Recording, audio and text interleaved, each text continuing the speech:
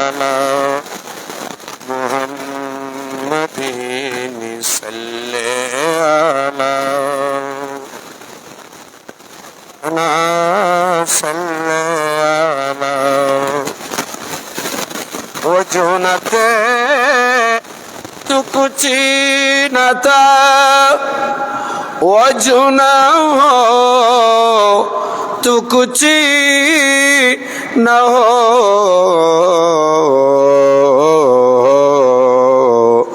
جان ہے تو جہان کی جان ہے تو جہان ہے صلی علی صلی علی محمد صلی علی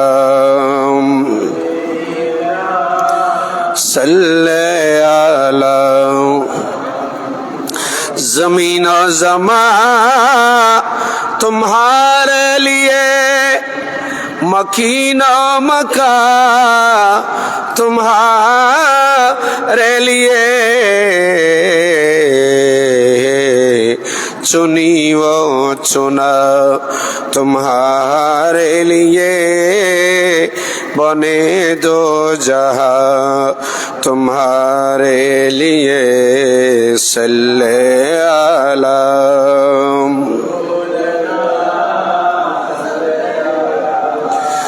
محمد صلی علی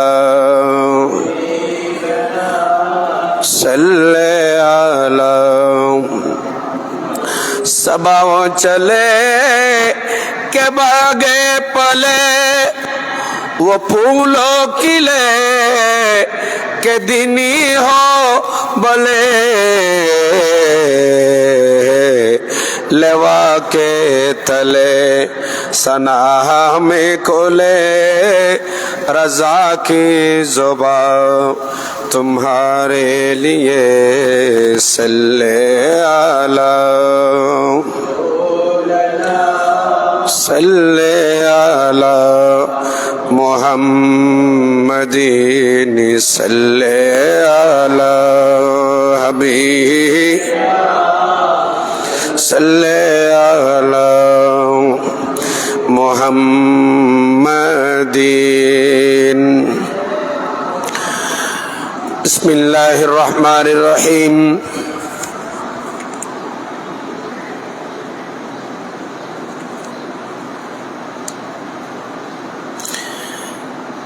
بأي ذنب قتلت صدق الله المولانا العظيم وصدق رسوله النبي الأمين الكريم الرؤوف الرحيم ربي صل وسلم وبارك عليه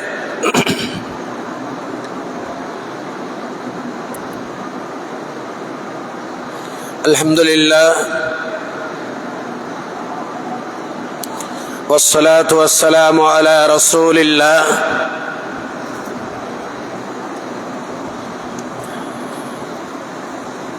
أما بعد মুআজ্জাজ সম্মানিত হাজরাতে মুসাল্লিন ইকরাম প্রিয় এলাকাবাসী রহমানি ওয়া রাহমাকুমুল্লাহ আসসালামু আলাইকুম ওয়া রাহমাতুল্লাহি তাআলা ওয়া বারাকাতুহু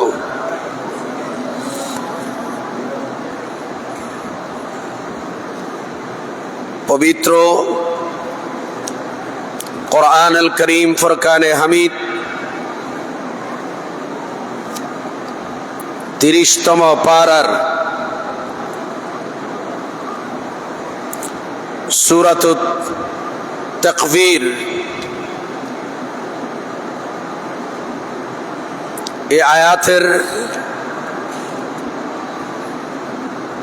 আমি গুনহেগার ছোট্ট একখানা আয়াতে করিমা আপনাদের খেদমতে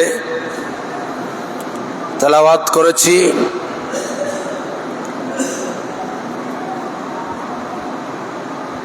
আখেরি জামানায়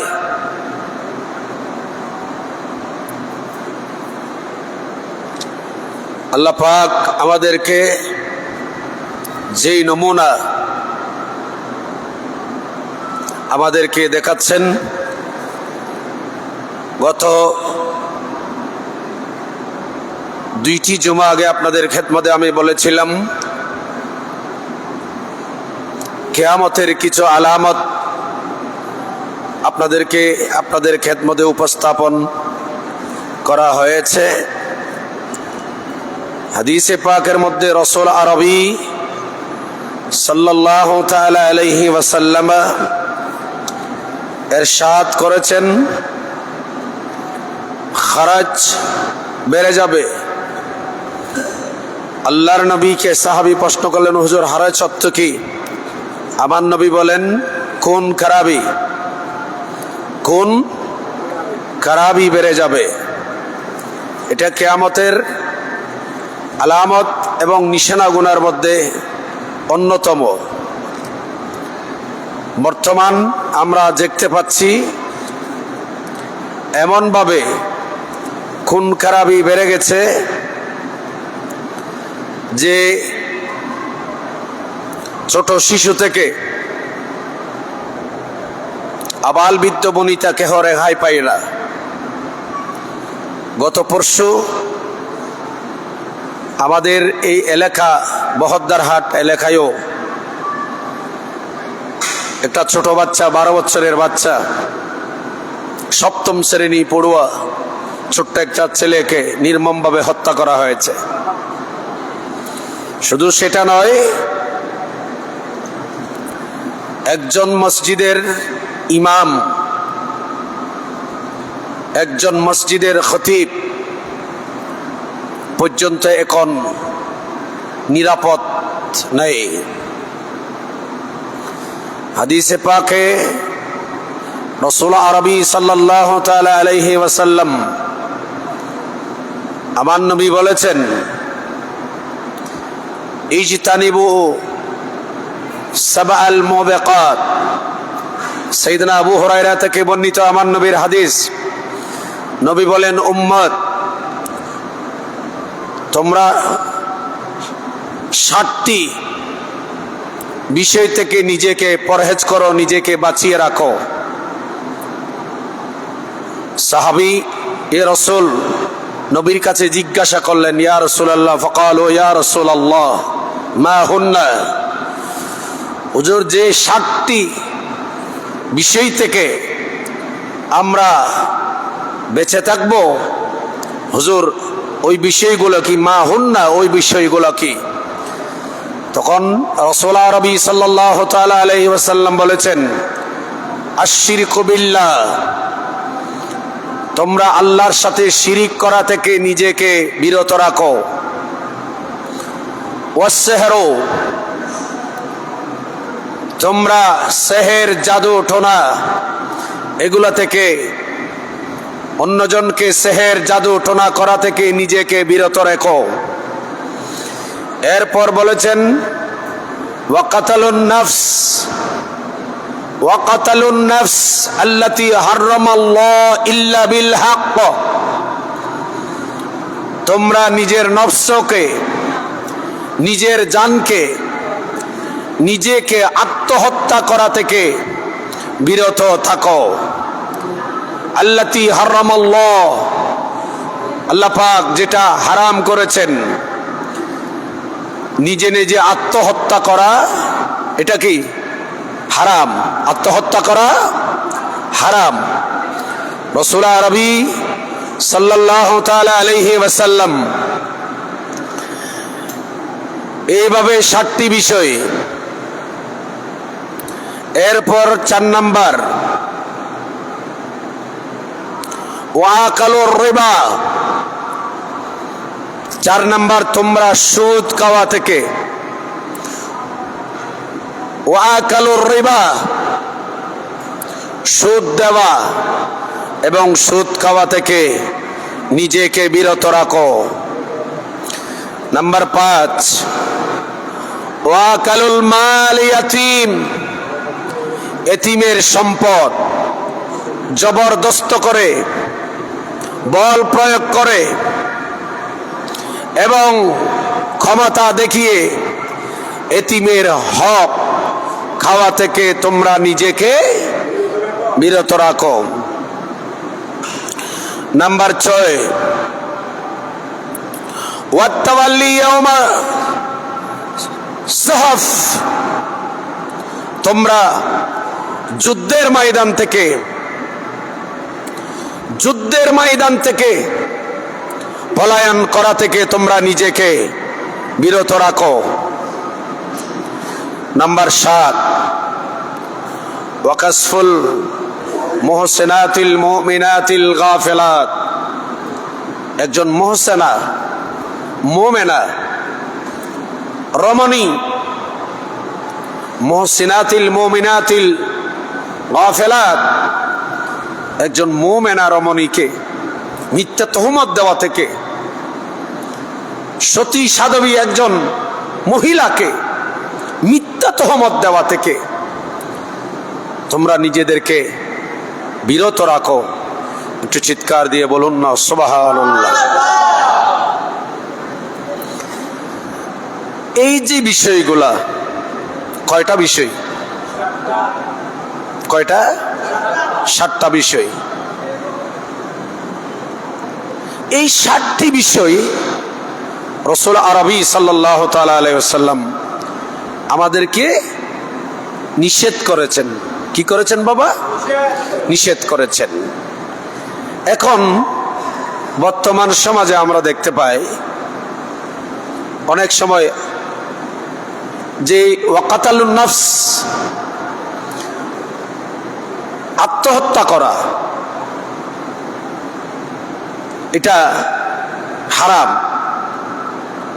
আত্মহত্যা করা যেমনি হারাম, তেমনি ভাবে অপর মানুষ অন্যায়ভাবে হত্যা করা, এটাও হারাম। এই জন্য রাব্বুল আলামিন কোরআনে পাকের ভেতর বলেছেন, বিআইয়ি যামবিন কুতিলাত, বিআইয়ি যামবিন কুতিলাত। আমরা দেখতে পাচ্ছি অনেক মানুষ, এই যে বললাম 7 বছরের বাচ্চাকে হত্যা করা হলো। কয় বছর? কথা বলেন, কয় বছর? 7 বছরের বাচ্চাকে হত্যা করা হলো। কোন অপরাধে? কোন অপরাধের কারণে তাকে হত্যা করা হলো? এই যে আমাদের চট্টগ্রামে এই যে বাসলাইশ বা চাঁদগাঁও, কি পাড়া? ফরিদাপাড়া। কোন কারণে? এটা আমার আল্লাহ 1500 বছর আগে আমার দয়াল নবীকে বলে গিয়েছেন, বিআইয়ি যামবিন কুতিলাত, কোন অপরাধের কারণে হত্যা করা হবে? কোন অপরাধ জানা নাই। অপরাধ জানা ছাড়া কোন অপরাধে এই ছোট্ট মাসুম বাচ্চাকে এবং একজন মসজিদের ইমামকে, একজন মসজিদের খতিবকে, আমাদের প্রিয় ভাই রইসকে, আমি একজন মসজিদের খতিব হিসাবে, আমি একজন ইমাম হিসাবে, আমি যে জায়গায়, আমার ভাই রইসও সেই জায়গায় ছিল।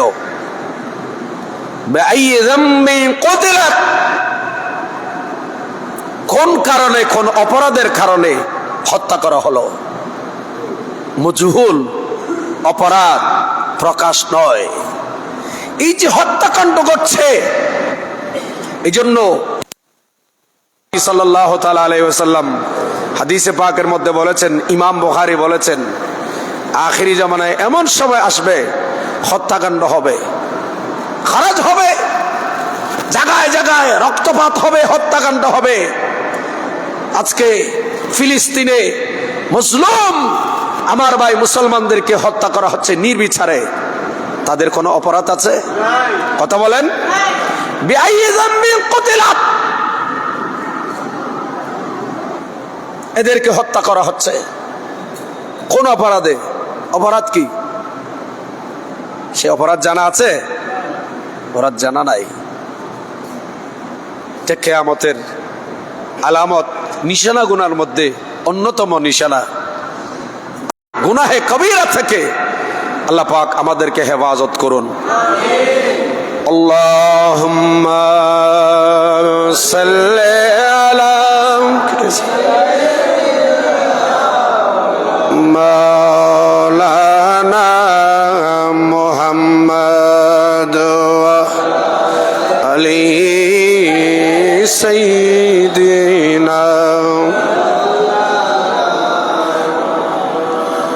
जानो तुझ में आएगी बेजान पढ़ना तेरे नबी हक ताला खुदी पढ़ता नाते दर्शा ने रसूल अल्लाहुम्मा सल्ली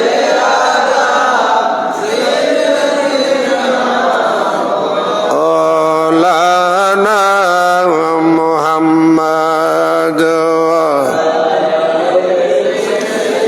दीना।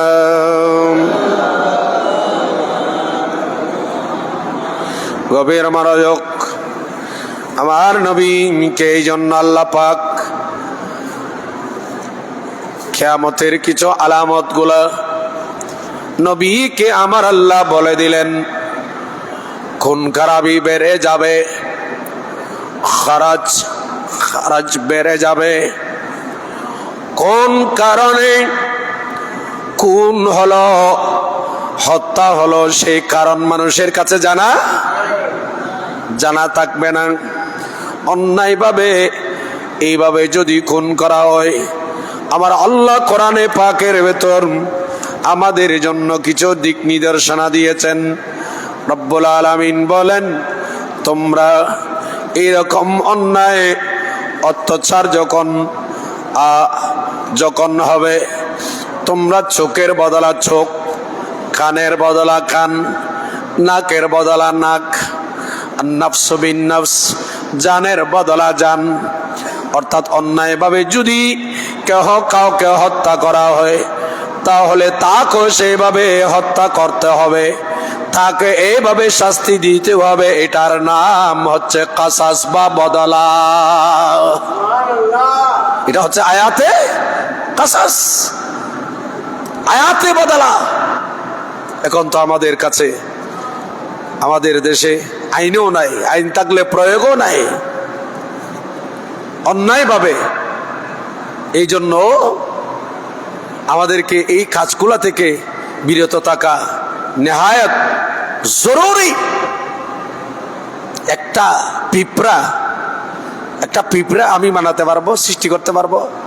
বলেন না, পারবো? এই জন্য কোন জানদারকে, কোন প্রাণীকে আপনি হত্যা করতে যাবেন না, হত্যা করবেন না।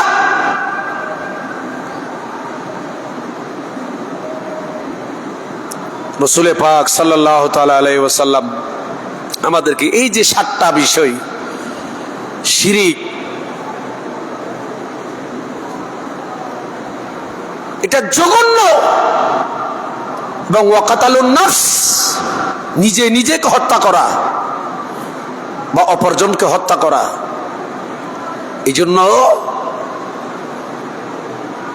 এই জন্য যদি কাউকে আপনি অন্যায়ভাবে হত্যা করেন, কোরআনে পাকের মধ্যে আসছে, আল্লাহ পাক বলেন, যদি কেহ কোন মুমিনকে অন্যায়ভাবে হত্যা করে, ওয়ামান ইয়াকতুল মুমিনান মুতাআম্মিদান ফাজাযাউহু জাহান্নামু ওয়া মান ইয়াকতুল মুমিনা মুতাআম্মিদান, যদি কেহ কোন মুমিন বান্দাকে যদি হত্যা করে, মুমিন বান্দাকে যদি কি করা হয়, হত্যা করা হয়, মুতাআম্মিদান ইচ্ছা করে, কি করে, ইচ্ছা করে, ফাজাযাউহু জাহান্নামু, আমার আল্লাহ ফয়সালা দিলেন হত্যাকারীর জায়গা জাহান্নামে। একটু বড় করে বলুন না নাউজুবিল্লাহ। হত্যাকারীর জায়গা কোথায়? জাহান্নামে। খালিদান ফিহা, সে আবাদুল আবাদ, সে জাহান্নামে থাকবে। ওয়া গাদিবাল্লাহু আলাইহি, হত্যাকারীর উপর আল্লাহর গজব, আল্লাহর লানত। আল্লাহর কোরআন ফয়সালা দিচ্ছে। এই জন্য দেখেন না, বদরের যুদ্ধ, এই বদরের যুদ্ধের ইতিহাস কোরআনে পাকের মধ্যে আছে।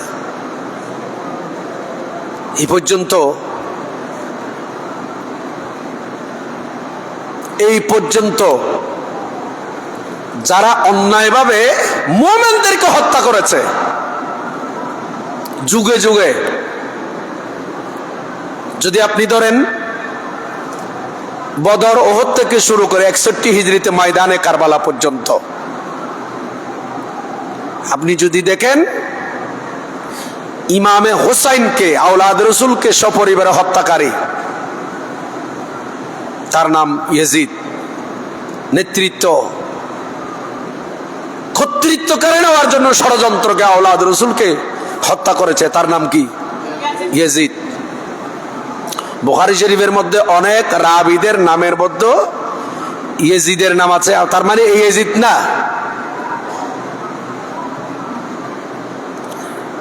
61 হিজরিতে আওলাদ রসুলকে সপরিবারে হত্যা করার পর থেকে মুসলমান সমাজে কোন মুসলমানের ছেলের নাম ইয়াজিদ আছে? বলেন না, বড় করে বলেন। আগে ইয়াজিদ নামটা রাখা জায়েজ ছিল। এখনো যদি কেহ আমাকে প্রশ্ন করেন, বলো হুজুর ইয়াজিদ নামটা রাখাটা কোরআন হাদিসের কোথাও নিষেধ আছে নাকি? আমি না, পৃথিবীর কোন আলেম ওলামা মুফতি মুহাদ্দিস আপনাকে এই ফতোয়া দিতে পারবে না ইয়াজিদ নাম রাখা নাজায়েজ বা হারাম। কোন কোরআন হাদিস থেকে দলিল দিতে পারবে না, ফিকহ ফতোয়া থেকে দলিল দিতে পারবে না। কিন্তু অটোমেটিকলি ফিকহর ফতোয়া ছাড়া, কোরআন হাদিসের দলিল ছাড়া একজন মুমিনকে, যাকে মহব্বত করলে মুমিনের সার্টিফিকেট পাওয়া যায়, আওলাদ রাসূল ইমাম হোসেনকে হত্যা করার কারণে ইয়াজিদের নামের উপরে এমন লানত এসে গেছে, ইয়াজিদ নামকরণ করাটাও মুসলমান সমাজ পছন্দ করে না। ঠিক না? ইয়াজিদ কেন নাম রাখতেছে না কেন? ওই যে আল্লাহর কোরআনে বলেছেন, ওয়া ইয়াকতুল মুমিনা মুতাআম্মাদান ফাজাযাউহু জাহান্নামু খালিদান ফিহা ওয়া গাদিবাল্লাহু আলাইহি, যে ব্যক্তি কোন মুমিনকে অন্যায়ভাবে হত্যা করবে, হত্যা করলো বা হত্যা করবে বা হত্যা করেছে, ওয়া গাদিবাল্লাহু আলাইহি, ওই ব্যক্তির উপর আল্লাহর গজব, ওই ব্যক্তির উপর আল্লাহর গজব। এই জন্য তো আপনি এই যে ইয়াজিদ নামে কোনো মানুষ দেখবেন না। কেন একজন মুমিনকে অন্যায়ভাবে হত্যা করবেন?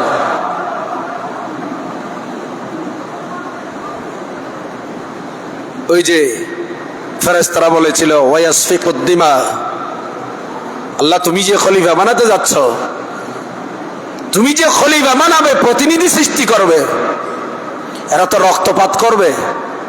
ফেরেশতারা আল্লাহ পাককে বলে দিয়েছেন, আমাদেরকে সৃষ্টি করার জন্য যখন আল্লাহ চেয়েছিল, আমার আল্লাহ বলেন ইন্নী জাইলুন ফিল আরদি খলিফা, আমার আল্লাহ বলেন, এই ফেরেশতারা আমি আমার প্রতিনিধি সৃষ্টি করব, মানব জাতি সৃষ্টি করব, যারা আমার ইবাদত করবে, যারা আমাকে সিজদা দেবে, যারা আমাকে আমার গুণকীর্তন বর্ণনা করবে, আল্লাহু আকবার বলবে, যারা সুবহান রাব্বিয়াল আযীম বলবে, যারা সুবহান রাব্বিয়াল আলা বলবে, যারা আমি আল্লাহ পাকের গুণকীর্তন করবে, আমি আল্লাহ এরকম আমার প্রতিনিধি সৃষ্টি করব।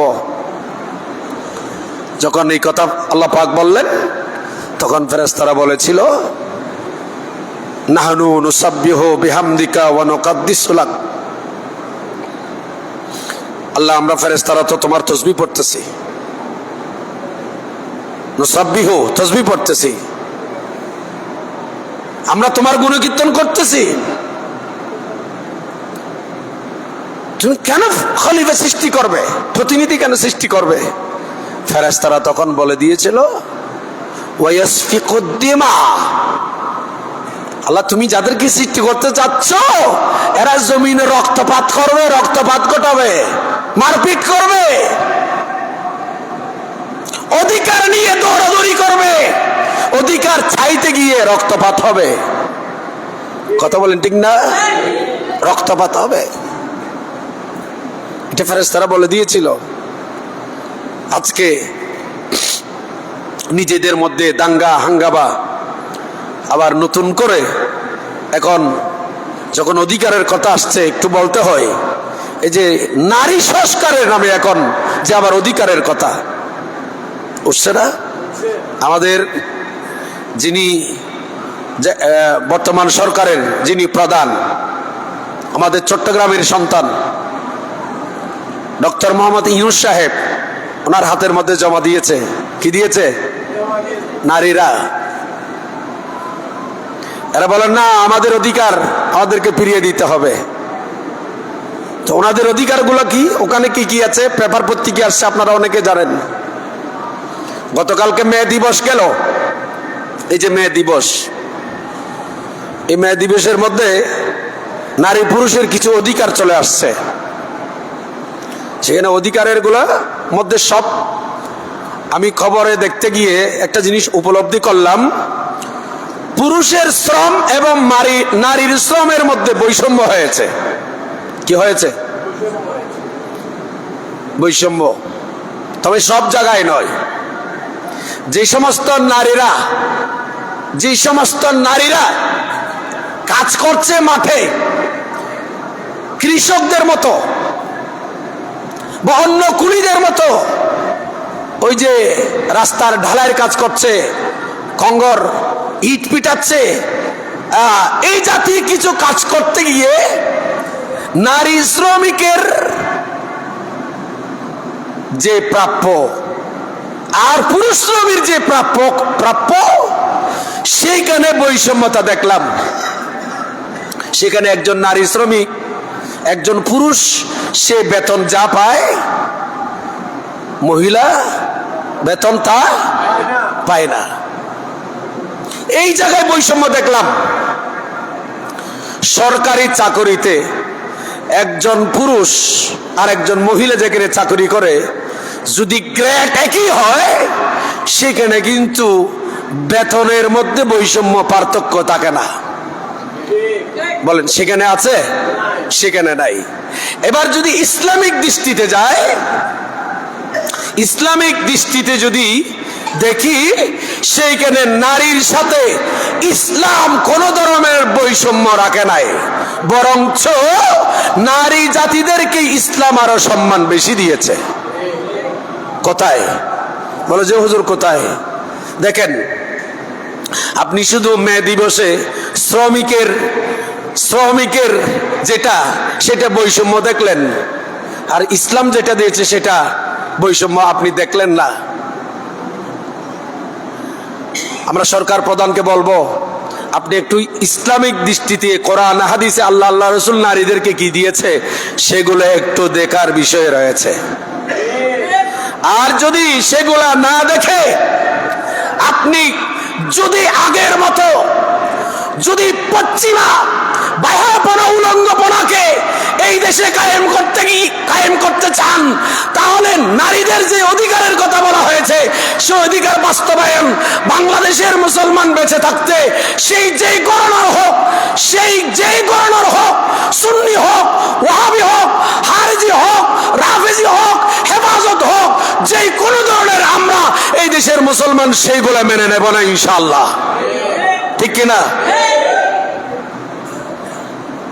পশ্চিমারা এই যে গত সরকার বইয়ের মধ্যে বিষয় দিল, সেখানে শরীফ থেকে শরীফা আসলো, এই শরীফ থেকে শরীফা লেক্সেন্ডার যেটা বলেন আপনারা, সেটাকে সামনে নিয়ে আন্দোলন হয়েছে।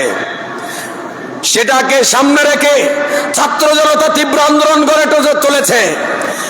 আর ঠিক একইভাবে বর্তমান যে মহিলারা যে নীতি আমাদের সরকার প্রধানের হাতে দিয়েছে, উপদেষ্টা মহোদয়ের হাতে দিয়েছে, সেটা তো আগের শরীফ থেকে আরো জঘন্য। কথা বলেন, আপনারা তো এগুলো দেখতেছেন। আপনি আমাদের ইসলাম নারীদেরকে কি দিয়েছে? আমি এবং আপনি, আপনারা যারা এখানে মসজিদে আসছেন, আপনারা বাবার সন্তান, আপনারা মিরাজ পাবেন আপনার বাবা থেকে। আমরা মিরাজ পাবো আমাদের, বলেন না, বাবার সম্পদ থেকে। বাবার সম্পদ থেকে যা কোরআন শরীফের মধ্যে ওই যে ফরায়েজ বন্টন করে দেওয়া হয়েছে। আমাদের ইসলাম কেমন দেখেন, অন্য কোন ধর্মের বাবার সম্পদ এইভাবে বন্টন হয় না, তাদের মধ্যে দাঙ্গা হাঙ্গামা। কিন্তু আমাদের দেশে অন্য আইনগুলো এমনি চললো। এই পর্যন্ত বাংলাদেশে একটা আইন কোরআন শরীফ দিয়ে চলে, সেটা কি জানেন? সেটা হচ্ছে জাগা জমিনের বন্টন ফরায়েজ। এটা কোরআনের আইন দিয়ে এখনো চলতেছে। আলহামদুলিল্লাহ বলেন না? বাকি কোথাও আইন নাই। অন্য ধর্মের মধ্যে এরকম আমাদের কোরআনের মতো তাদের মা বাবার সম্পদ ফরায়েজ বন্টন আমাদের কোরআনের মতো নাই, ভাবছেও না। পার্শ্ববর্তী যদি অন্য কোনো ধর্মের লোক তাকে জিজ্ঞাসা করেন, এখানে কোনো মহিলা, কোনো অন্য ধর্মের, হিন্দু, বৌদ্ধ, খ্রিস্টান ধর্মের কোনো মহিলা মেয়েকে বিয়ে দেওয়ার পর, সেই বাবার বিয়ে দিয়ে দেওয়ার পর সেই এসে আর বাবার সম্পদ পায় না। আপনি একটু জিজ্ঞাসা করেন। আর আমরা মুসলমান, আমার বোনকে আমি বিয়ে দিয়েছি, আমি আমার মেয়েকে বিয়ে দিয়েছি, বিয়ে দেওয়ার পর সেই কন্যা, সেই মেয়ে স্বামীর ঘরে চলে যাওয়ার পরও সে বাবার সম্পদ পাবে। কয় আনা? 8 আনা বলেন না, কয় আনা? অর্ধেক একজন পুরুষের, অর্ধেক সে বিয়ে দেওয়ার পরও পাবে। আর যে নারী নীতি বলতেছেন অন্য কোন ধর্মে নাই, তাহলে ইসলামে একজন নারীকে বিয়ে দেওয়ার পরও বাবার সম্পদ দিয়ে এটাকে কি বেইজ্জতি করলো না ইজ্জতওয়ালা করলো? কথা বলেন। আবার দেখেন, একই মেয়ে, আমার মেয়ে, আপনার মেয়ে, আমার বোন, আপনার বোন, স্বামীর ঘরে চলে যাওয়ার পর বাবার সম্পদ তো পাবেই, আবার ওই দিকে গিয়ে স্বামীর ঘরেও সম্পদ পাবে। যদি স্বামী মারা যায়, স্বামী কি হয়? কথা বলেন না? আচ্ছা, তৃতীয় নম্বর, সেটা হচ্ছে আমাদের ইসলাম ধর্মে একজন কন্যাকে বিয়ে দেওয়ার সময় ওই কন্যার মোহরানা নির্ধারণ করা হয়। কিরে বাবা, মোহরানা কি করা হয়? তো এই মোহরানা কি পুরুষ দেয় না মহিলা দেয়? কথা বলেন। আবার নতুন করে কি নীতি দিতেছেন? তাহলে কি মহিলাদের কি সম্মান কি ইসলাম কম দিল না বেশি দিল? কথা বলেন। শুধু সেটা না, আমি যদি ইসলামিক দৃষ্টিতে, এগুলো সব ইসলামের দৃষ্টিতে বলছি, আমি একজন পুরুষ মুসলমান, ইন্তেকালের পর আমাকে আপনারা কাফন দেবেন, আমি পুরুষ বাবা, মেয়ের বাবা, আমাকে দেওয়া হবে 3টা কাফনের কাপড়। বলেন কয়টা? যদি আমার বোন ইন্তেকাল করে, এই যে বাবা, যদি আমি ইন্তেকাল করি আমাকে কাফনের কাপড় কয়টা? এটা ইসলামের দৃষ্টিতে। যদি আমার বিবি ইন্তেকাল করে, আমার বোন ইন্তেকাল করে, আমার মেয়ে ইন্তেকাল করে, তাকে কাফনের কাপড় কয়টা? তাহলে ইসলাম কি কম দিল না বেশি দিল? কথা বলেন।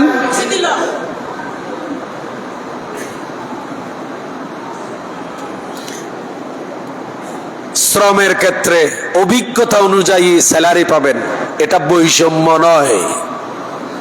এই যে কথা বলেন না, যেমন আপনার লেখাপড়ার গ্রেড যত, আপনি যেই গ্রেডের চাকরি নিয়েছেন সেই গ্রেডের চাকরি বেতন পাবেন।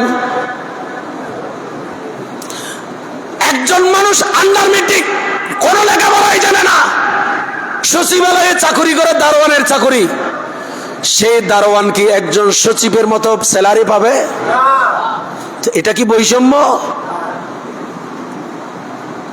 এটা তো তার যোগ্যতা। এটাকে বৈষম্যের কাতার আনতেছেন কেন?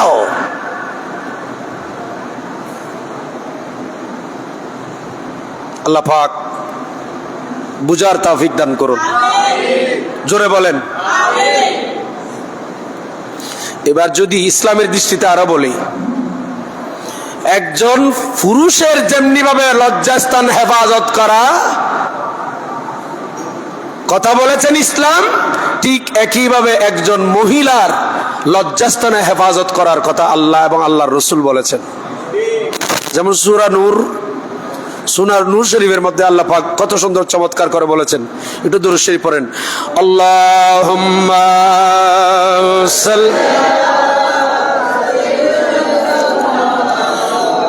মাওলানা মুহাম্মদ ওয়া সাইয়্যিদিনা, ইচ্ছা করলে প্রাণের নবী তাকতে পারতেন আরশে, উম্মতের মায়ায় পড়ে শুয়ে আছেন মদিনায়। আল্লাহুম্মা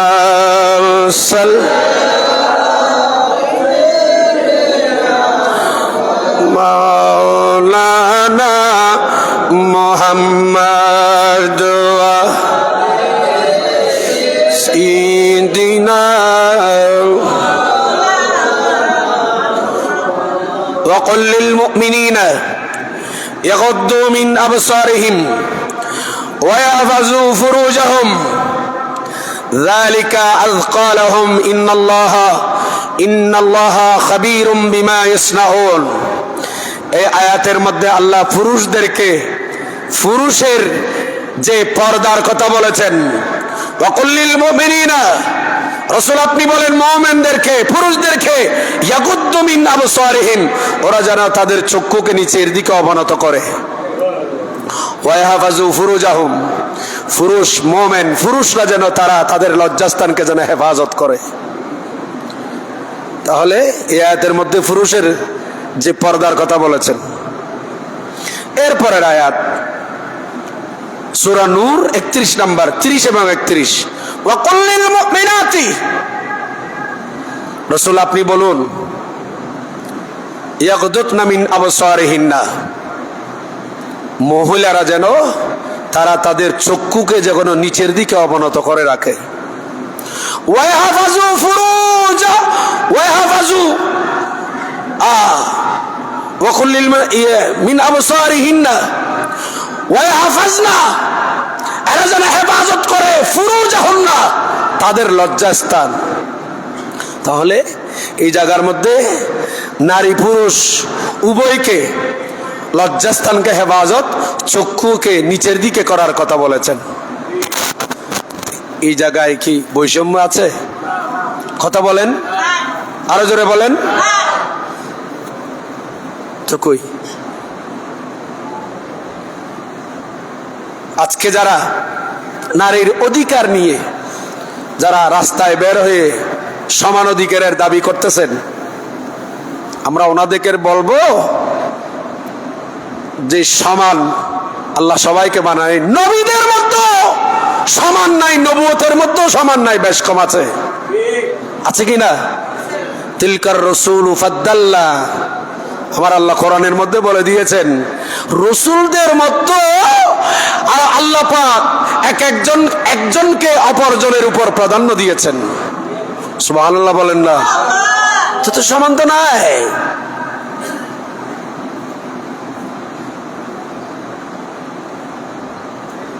একজন নারী কথা তুলেছে, একজন পুরুষ যদি 4টা বিয়ে করতে পারে, ইসলামে যদি জায়েজ থাকে, তো একজন মহিলা কেন 5টা স্বামী নিতে পারবে না? তো জোরে বলবেন না নাউজুবিল্লাহ? বলে এই তো আমাদের অধিকারকে হরণ করা হয়েছে। তাহলে আমি বলবো তাকে ইমাম আজম আবু হানিফা রাহমাতুল্লাহের কোল দিয়ে স্বাভাবিকভাবে বলতে হচ্ছে। এখানে ছোট বাচ্চারাও আছে। প্রশ্ন কিন্তু চমৎকার। তাহলে ওই মাকে বলবো, একজন পুরুষ যদি 4টা বিয়ে করতে পারে, একজন মহিলা কেন 4টা স্বামী নিতে পারবে না?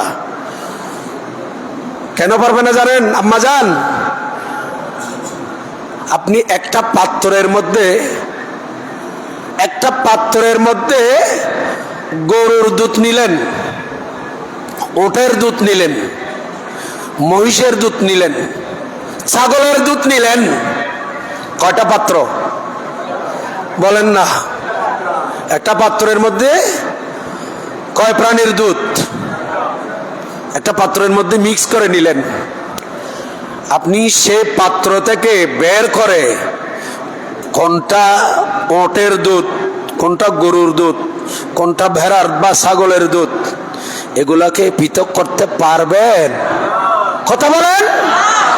তো যেই মা বলছে, যেই বোন বলছে একজন পুরুষ 4টা বিয়ে করতে পারলে শরীয়তে যদি জায়েজ হয়, আমি একজন নারী, আমি কেন 4টা স্বামী নিতে পারবো না?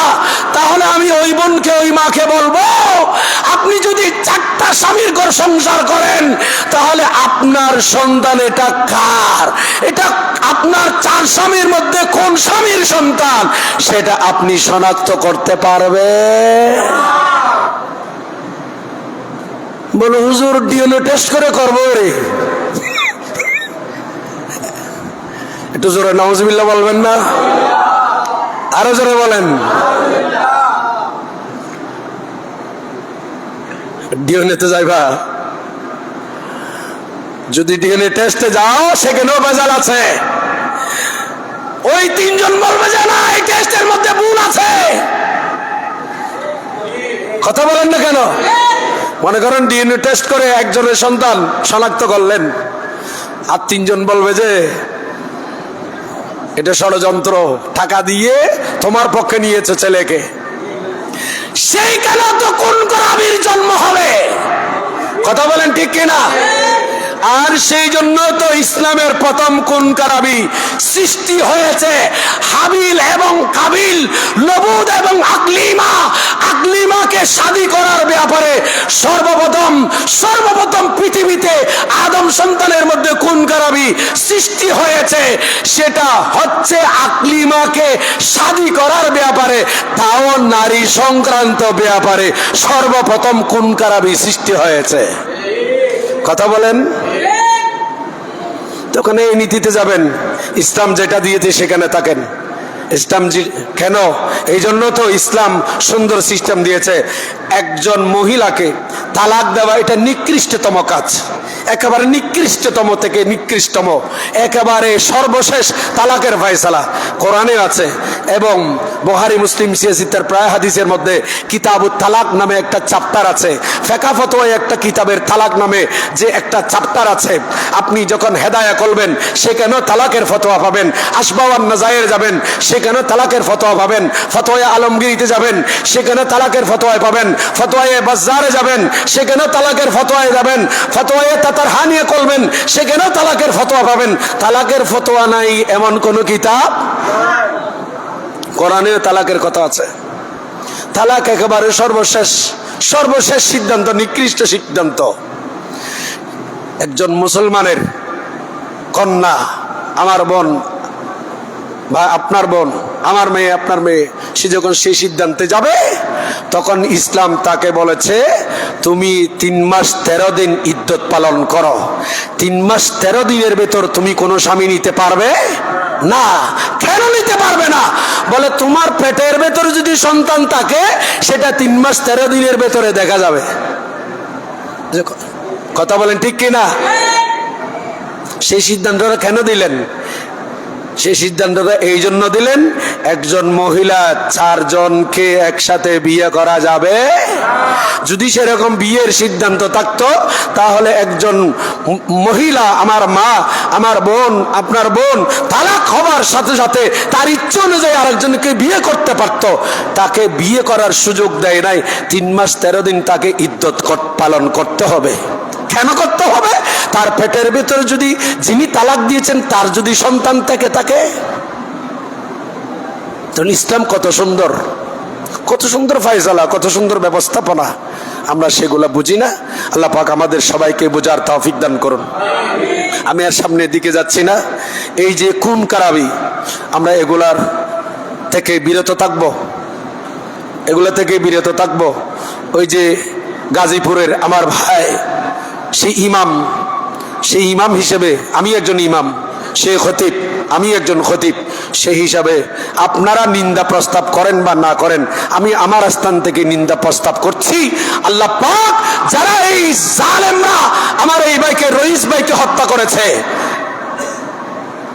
তাদের বদলা আল্লাহ পাক দুনিয়াতে দেবেন, আখিরাতের মধ্যে দেবেন। আমরা তীব্র নিন্দা জানাচ্ছি। আল্লাহ পাক এই রকম খুন খারাপি থেকে আমাদের ছেলে সন্তানদেরকে, আমাদেরকে হেফাজত করুন। এবং এই যে গত পরশু যে এখানে একজন 12 বছরের বাচ্চাকে নির্মমভাবে হত্যা করা হলো, এগুলো আমাদের নাম আহাদ ছেলে, আমরা নিন্দা জানাচ্ছি। আপনাদের রাগ, গোসা হতে অভিমান থাকতে পারে, একজন অপরজনের সাথে দুনিয়াদারি করতে গিয়ে কি হতে পারে, ভুল বুঝাবুঝি হতে পারে, বন্ধু বন্ধুর সাথে হয়, তাই বলে কি মেরে ফেলবেন? আইন আছে, আইনের হাতে সোপর্দ করবেন। থানা আছে, কোর্ট আছে, আদালত আছে, এগুলো তো মানুষের জন্য করা হয়েছে, ঠিক কিনা বলেন না? হাইকোর্ট, জজ কোর্ট, সুপ্রিম কোর্ট, এগুলো কি পশু পাখির জন্য? কথা বলেন, এগুলো তো মানুষের জন্য। তো এখন কই সেখানে নাই। আল্লাহ পাক আমাদের সবাইকে নিজেদের কোরআন সুন্নাহ মোতাবেক, শরীয়ত মোতাবেক আমাদেরকে আমল করার তৌফিক দান করুন। ওয়া আখিরি দাওয়ানা আলহামদুলিল্লাহি রাব্বিল আলামিন। একটা মাসালা, 1 মিনিট একটা মাসালা বলে দিচ্ছি, এটা বলা দরকার। আমাদের মধ্যে অনেকে আছে প্রথম কাতারে নামাজে আছেন, খাপ শার্ট পরে, মকরু হাফ শার্ট পরে প্রথম কাতারে আসবেন না, এবং কি নামাজ গড়েও পড়বেন না। হাত পরে নামাজ পড়া কি মকরু। এই যে টাকনুর নিচে জামা, নামাজের ভেতরে হোক বাহিরে হোক, টাকনুর নিচে জামা পরা হারাম। মকরু নয় শুধু, এটা কি হারাম। অনেকে আছেন নামাজের আগে উল্টে দেন, সেটাও হারাম। টাকনুর নিচে জামা থাকা এটা হারাম। এবং কি এটা গবেষণা করে ল্যাবের মধ্যে, এবং কি আমেরিকা পর্যন্ত বিভিন্ন ল্যাবের মধ্যে পরীক্ষা করা হয়েছে, টাকনুর নিচে জামা পরলে, টাকনুর নিচে প্যান্ট পরলে ওই যুবকের পুরুষত্ব দিন দিন হ্রাস পায়, পুরুষত্ব নষ্ট হয়ে যাবে। সেটা পরিহার করবেন। নাম্বার 3, আমরা এখানে অনেকে আছি, আমাদের এখানে আপনারা যারা হজে গিয়েছেন জানেন, এখানে হজে গিয়েছেন এমন আল্লাহর বান্দা আছেন না? হজে গিয়েছেন, উমরা গিয়েছেন। আচ্ছা, ওখানে কাতার সোজা করার জন্য কি মুয়াজ্জিন সাহেব বলে না ইমাম বলে? বলেন না? ইমাম বলে, মুয়াজ্জিন বলে না। ইমাম হাইয়া আলাস সালাহ বলার পর ইমাম মাইক নিয়ে যখন মুয়াজ্জিন সাহেব ইকামত শেষ করেন তখন হেরমের ইমাম খতিব বলে, এরা বলে আকিমু সুফুওয়াকুম আতাদিলু ওয়া তারাসসু ইস্তাউ, এইভাবে শব্দগুলো বলে। এগুলো কি মুয়াজ্জিন বলে না ইমাম বলে? বুখারী শরীফের হাদিস, মুসলিম শরীফের হাদিস। আমার নবী বলেন লা তাকুমু হাত্তা তারাউনি, হে আমার সাহাবীরা শুনো, তোমরা নামাজের জন্য দাঁড়াবে না ততক্ষণ পর্যন্ত, হাত্তা তারাউনি, যতক্ষণ আমাকে তোমরা দেখবে না। আমার রসুল মসজিদে নববী শরীফের বর্তমান মেহরাব, যেটা আমার রসুল মসজিদ নববী শরীফে যে মেহরাবের পাশে একটা দরজা ছিল, আমার রসুল যখন সাইয়েদনা বেলাল হাবশী রাদিয়াল্লাহু তাআলা, এই বুখারীর হাদিস, মুসলিমের হাদিস, এটা রসুলের সুন্নাহ, সাহাবীদের সুন্নাহ, যখন হযরতে বেলাল হাবশী যখন ইকামত দিতেন, হাইয়া আলাস সালাহ বলতেন, তখন আমার রসুল এই দরজা দিয়ে নবী পাক মেহরাবের জায়নামাজের মধ্যে এসে দাঁড়াতেন। এরকম কিছু সাহাবী নবী আসার আগে যখন দাঁড়িয়ে গেছে, হাইয়া আলাস সালাহ বলার আগে দাঁড়িয়ে গেছে, তখন আমার নবী বলেন লা তাকুমু, এ সাহাবীরা তোমরা দাঁড়িও না, হাত্তা তারাউনি, যতক্ষণ পর্যন্ত তোমরা তোমাদের মাঝে আমি নবীকে দেখো না ততক্ষণ তোমরা দাঁড়াবে। তাহলে সুন্নাহ কোনটা? হাইয়া আলাস সালাহ বলার পর দাঁড়ানো, এটা সুন্নাহ। হাইয়া আলাস সালাহ বলার আগে দাঁড়ানো, এটা বেদাত। কোনটা বেদাত? কথা বলেন না কেন, কোনটা? হাইয়া আলাস সালাহ বলার আগে দাঁড়ানো, এটা কি? তো এরকম একটা বেদাতকে কেন আপনারা সমাজের মধ্যে প্রশ্রয় দিচ্ছেন, লালন করছেন? কেন করছেন? এটা বুখারীর হাদিস, সহিহ হাদিস। আমাদের দেশে অধিকাংশ মসজিদে দেখা যায় মুয়াজ্জিন সাহেব বলে দাঁড়িয়ে যান, কাতার সোজা করেন। কিরে, তুমি হাইয়া আলাস সালাহ বলার আগে তুমি এদেরকে দাঁড়াই দিলে কেন? এটা রাসূলের সুন্নাহর খেলাফ, সাহাবীদের সুন্নাহর খেলাফ। তাহলে আমরা দাঁড়াবো কখন? সবাই বলেন কখন? যেইখানে যেই মসজিদে পড়েন, আপনি মসজিদে গরিব নামাজে পড়েন, যেইখানে পড়েন, ইবাদত খানায় পড়েন, মসজিদে পড়েন, যেখানে পড়েন, আপনি দাঁড়াবেন কখন? হাইয়া আলাস সালাহ বলার পর। ধন্যবাদ। আসসালামু আলাইকুম ওয়া রাহমাতুল্লাহি ওয়া বারাকাতুহু।